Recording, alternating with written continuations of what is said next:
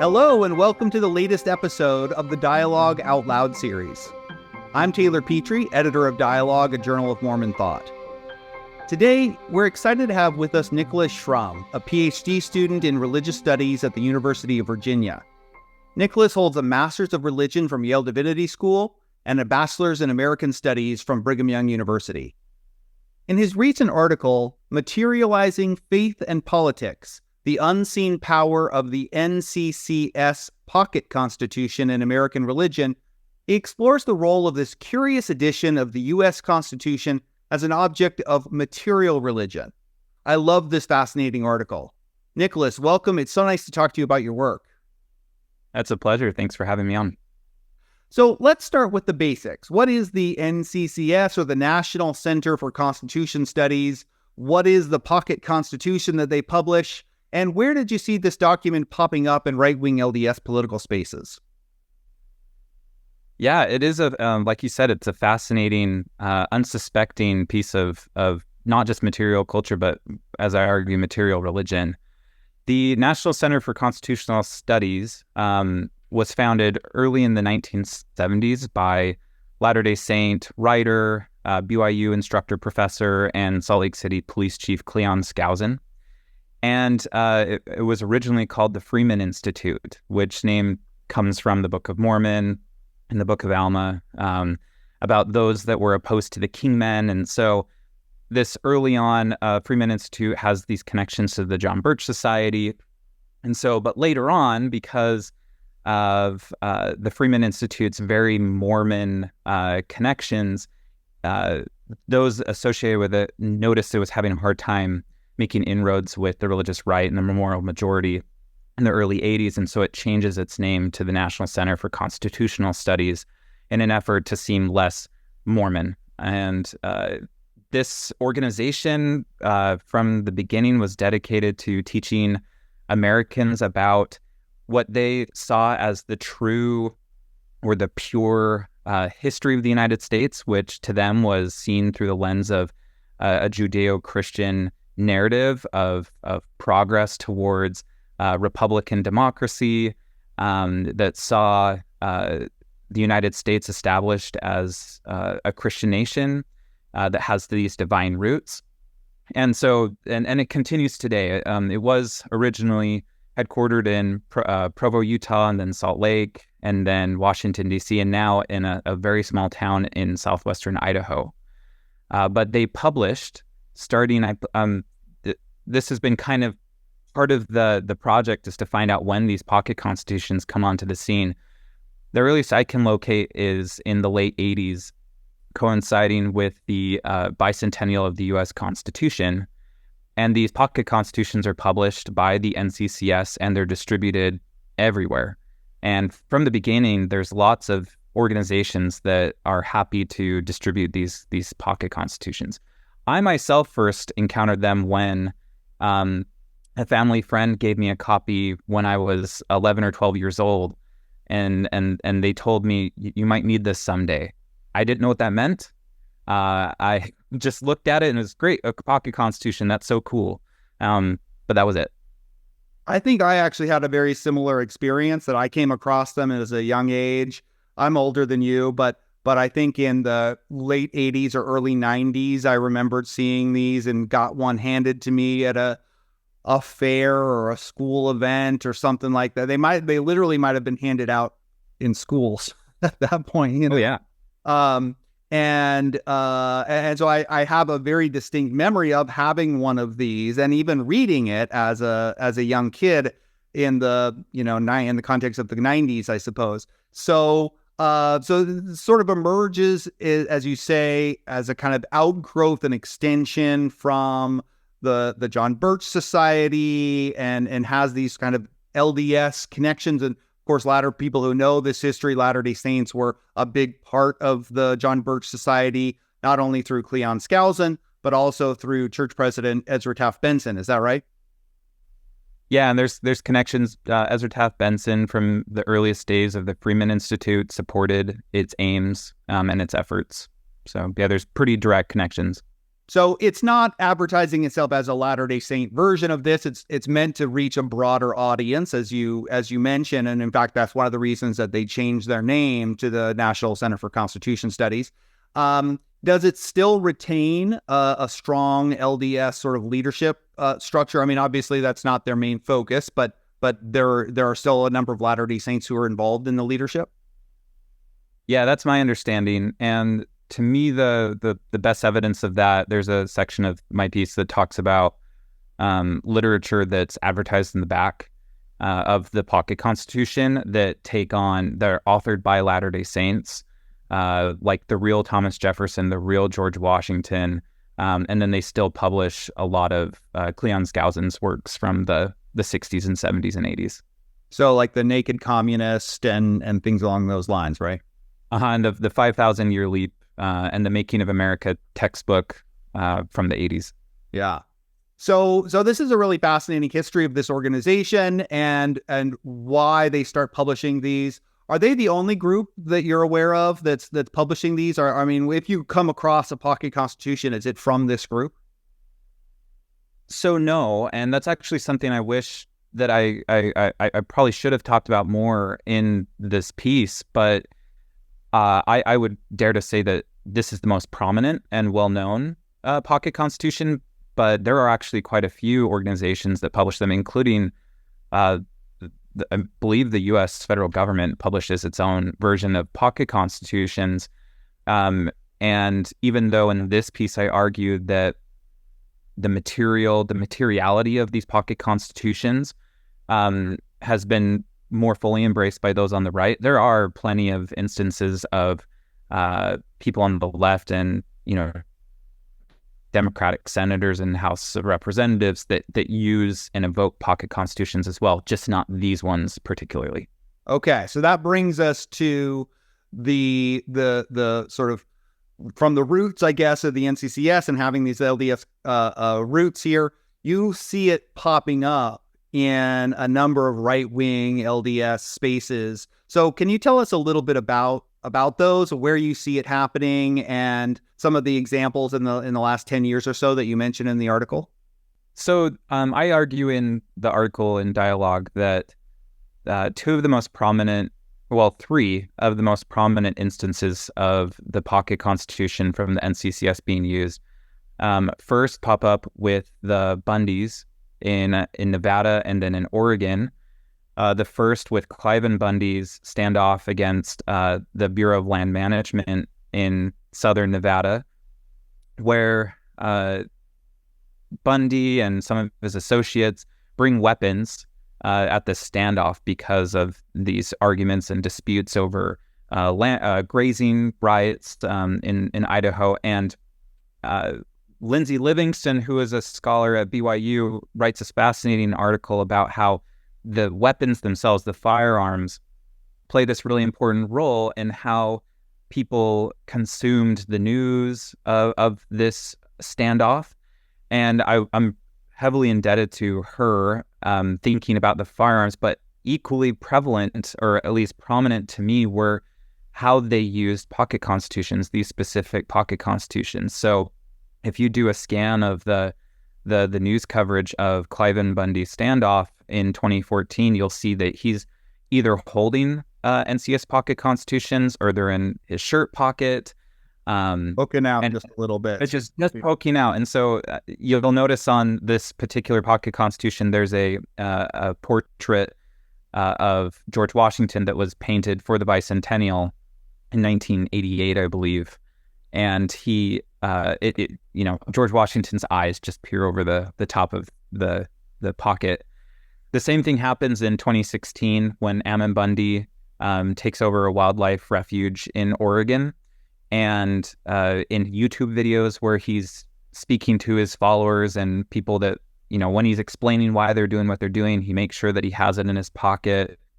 And then one of my very favorites that I'm so grateful we got permission to use from, I believe it was USA Today, is this photograph of one of the people at the refuge named John Ritzheimer.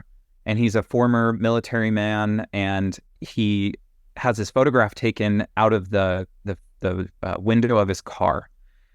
And to me, the first time I saw this, it just reminded me of in movies when, national intelligence people are going to a base and it's all secretive, and they pull up to the station and somebody says, "Do you have your ID?" And, they pull out their badge and they show it, and then they say, "Okay, move along." This is exactly what he's doing, and he has two things. The first is a photo, his phone turned landscape with a picture of his family. And then the other thing he's holding is the National Center for Constitutional Studies Pocket Constitution. Kind of like, these are the things that are important to me. These speak to who I am and kind of what I represent. And then the last one that I talk about, the part of the reason that I really got interested in this is because I was watching the Senate hearings on Trump's Supreme Court Justice nominee, Amy Coney Barrett, and Senator Mike Lee from Utah, in one of his speeches supporting Amy Coney Barrett, he starts talking about the Constitution, and that this is a thing that works when we use it correctly. And he brings out this pocket Constitution and he holds it up, and a number of news outlets had taken photos of that, and some had even dug in to find out which copy of the pocket Constitution and kind of discuss that. But it had the connections to Bundy hadn't quite been made, and but part of this project was then to see the connections, and then that connection to that history with Skousen and Benson, and this particular belief about American politics and constitutionality, and the role of the United States in God's plan, and that kind of thing that this pocket Constitution means to these people that use them. So those images are thankfully in your article for anybody who wants to check them out. There's one other image that you discuss, and I don't recall if it's in the article or not, but you talk about the LDS propagandist painter John McNaughton. And he may be well known to people who are aware of this, but he publishes a lot of kind of controversial right-wing imagery. And there's one where he actually has the Freeman or the NCCS Pocket Constitution as sort of in the painting. And can you remind us of what that scene is? Yeah, so this is a tiny bit of background that might be helpful. This article is actually an expansion and a development of one of my chapters of my master's thesis at Yale Divinity School. And it was about multimedia Mormon American nationalism from roughly the 70s to the present day. And that thesis started out of me writing about John McNaughton's artwork. And as I was coming across various what I call religio-political paintings, he has one of Cliven Bundy on a horse holding a flag, and also with the pocket Constitution in his pocket. And he writes about, this is McNaughton, writes about going down to Nevada and visiting with Cliven Bundy and speaking with him about his plight and, the things that he'd been going through, and really admired him and decided to paint this portrait of him, and always made sure to include the pocket Constitution. So this isn't just a symbol of attention to the Constitution specifically, but you connect it to a kind of theory of an inspired Constitution that you see showing up in LDS historical sources as well. Can you tell us a little bit about inspired Constitution theories, how they sort of overlap with LDS ideas? Yeah, so a big part of this piece is I felt necessary to discuss at least some Latter-day Saint views of the Constitution. And as we recently saw just a few years ago, after I think it was April 2021 General Conference, President Dallin H. Oaks gave a talk about our divinely inspired Constitution, which is just the most recent iteration of a closely held belief, some might say doctrine, right, as it's found in the Doctrine and Covenants, about the divinity of the U.S. Constitution. And basically the narrative goes as it's portrayed in literature from the NCCS to LDS gospel Sunday school manuals, is that in order for the restoration of the church to happen, there needed to be a land of liberty, a place where people could practice their religion freely. And so God, through the ages, set up this plan so that there could be a country, a land where people could practice their religion. And Joseph Smith, in one of his revelations that's now canonized in the Doctrine and Covenants, talks about how the Lord made this divine document and raised up the people that wrote it. And so since then, that has taken on both in very official church discourse and also more folklore type discourse that Christopher Blythe has talked about quite a bit in his book, Terrible Revolution, that there's this understanding of the Constitution as divine. And as scholars of religion know that once something has been designated as sacred, it's always either at risk or it's something that needs to be protected. And so there's a lot of theory or narrative about how the Constitution has constantly been at risk, which leads to things that relate to the White Horse Prophecy, which has been quite well misunderstood over the last several decades, but this, connected to these revelations that Joseph Smith purportedly gave about the Constitution will one day hang by a thread, and Bundy, Cliven and Ammon Bundy and Ezra Taft Benson and Skousen all, evoke this type of narrative quite regularly, and about how there's a specific role for Latter-day Saints to protect the Constitution, something that the Freeman Institute and the National Center for Constitutional Studies has seen themselves kind of taking on that role, placing themselves into that narrative that they've held on to so strongly for decades, right? And that's on the more right-wing sides of it, but this is a pretty widespread belief and an attachment that I think, conceivably could go all the way into more left-wing parts of the church, just depending on how one wants to interpret the divinity of the Constitution. Yeah, so at least in these circles, it comes to take on a kind of quasi-scriptural status, a kind of another canonical work here. And as you said, it needs to be protected against risk. And these Latter-day Saints have come to see themselves as the protectors of it, and therefore, publishing it, disseminating it, waving it around in Senate hearings, right? These become performative actions for doing this kind of defense of the Constitution, I guess. Is that right? Yeah, that's absolutely right. And connected to these more constitutional theories, and if you were going to ask about, I think you might have mentioned material religion, and that's another really important touchstone for me in this piece, is thinking about that this isn't just it isn't just something that is a product of a particular world. It takes on its own status and then itself starts to produce its own narratives. Right. And so one could look at the Pocket Constitution and say, as one is holding it, and say, oh, well, there's a history attached to that, which there absolutely is, because of its performance and because of its materiality and the way that it's being used and consumed and then viewed, both on TV and in newspapers and what have you.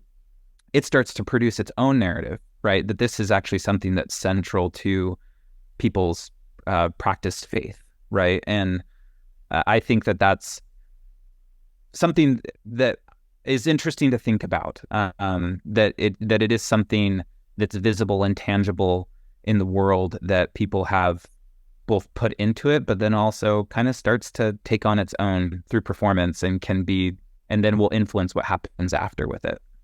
So you've talked about this concept of material religion here, and for many of our listeners, they might not be familiar with it because it's not an everyday term. It's a term of scholarship that has developed over the last couple of decades. And it is, as I understand, along the lines of what you're talking about, where we're not just talking about a concept of the Constitution.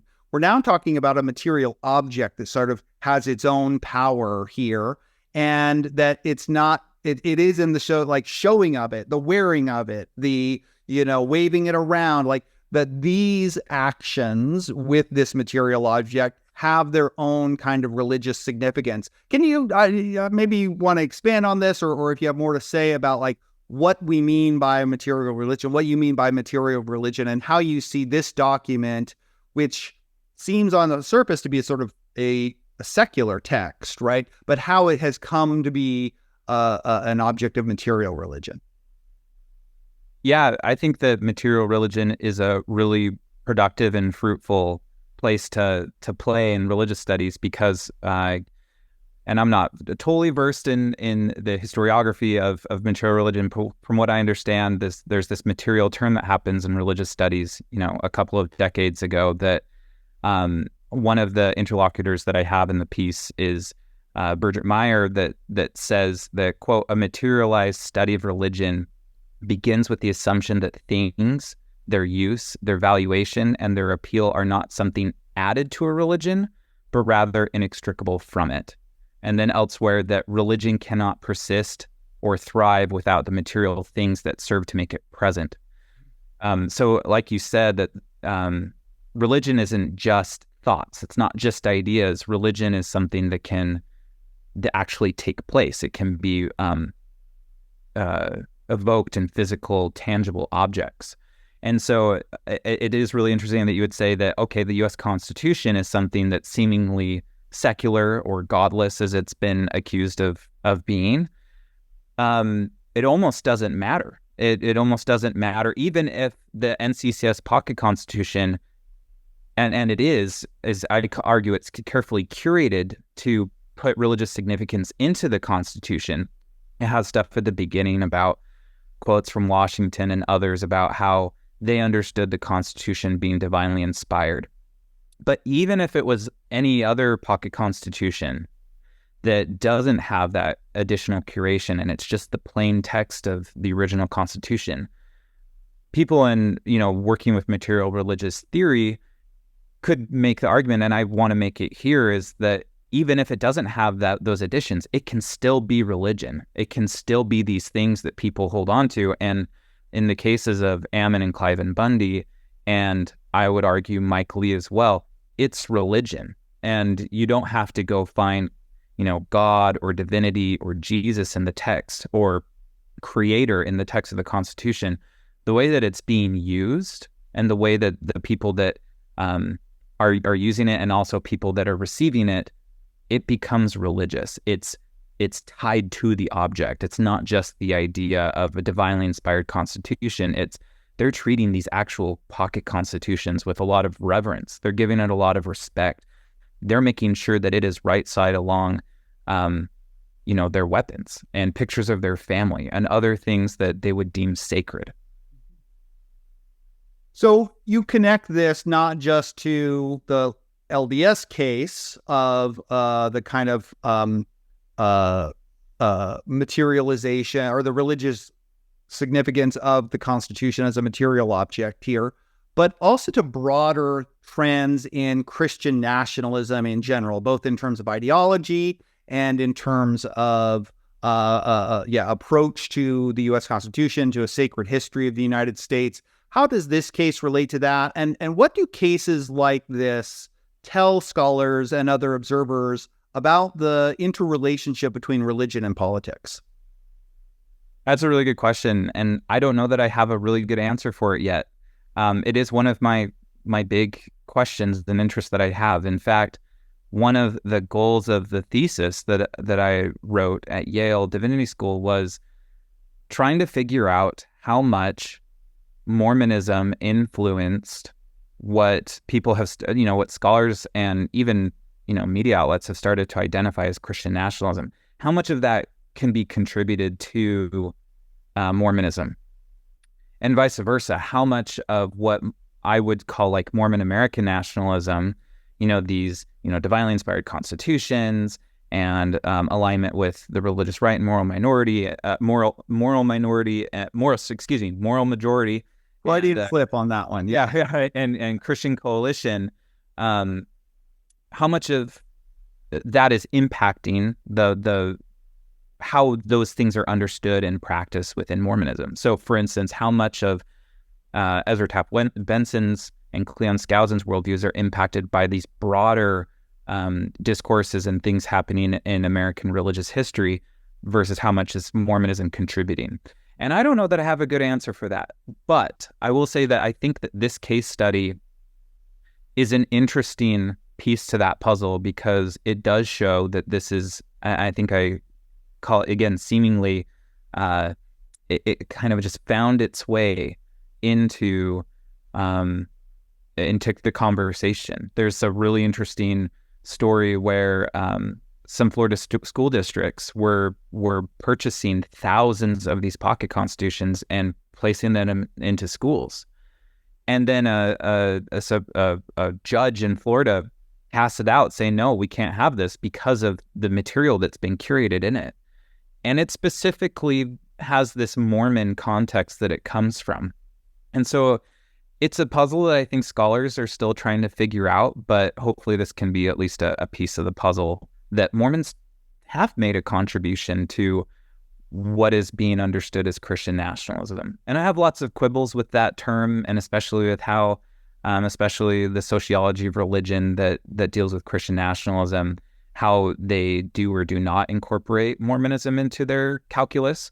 And so hopefully this can be a contribution there to push people on thinking a little bit more nuanced about that. Thanks so much for joining us today, Nicholas. It's been a huge pleasure to have you and to learn more about this project. Thank you so much for having me. We hope that our listeners have enjoyed this conversation and have learned something new. If you'd like to learn more, check out Nicholas Shrum, Materializing Faith and Politics, the Unseen Power of the NCCS Pocket Constitution in American Religion, in the summer 2024 issue of Dialogue. And you can also explore further resources on this topic there as well. To our listeners, thanks for joining us today. If you enjoyed this episode, please share it with your friends and colleagues, and don't forget to leave us a review or get in touch with any comments or questions. We hope that you'll tune in for future episodes of our podcast. Please subscribe and rate the show, and be sure to check out the whole range of shows in the Dialogue Podcast Network. Thanks.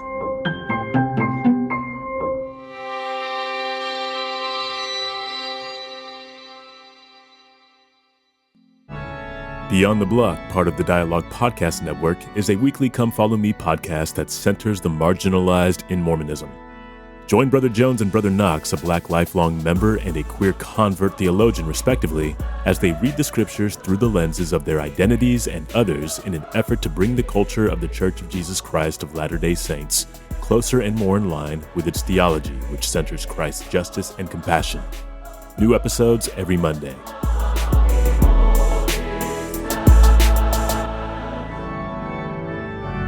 Dialogue Podcast Network.